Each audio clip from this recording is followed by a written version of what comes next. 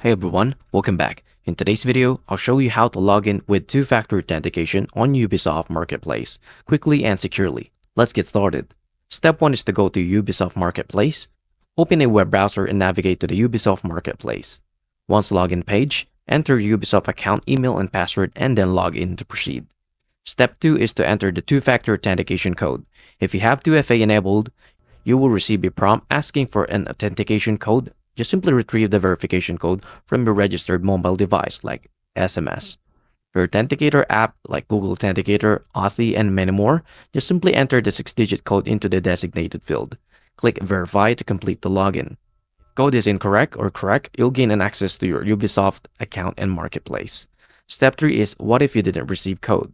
If you didn't receive the code if it expired, click Resend Code to request a new one. And that's it. That's how you log into Ubisoft Marketplace with 2FA. I hope this guide helped you. If it did, please like and subscribe and I'll see you into the next one. Thank you for watching.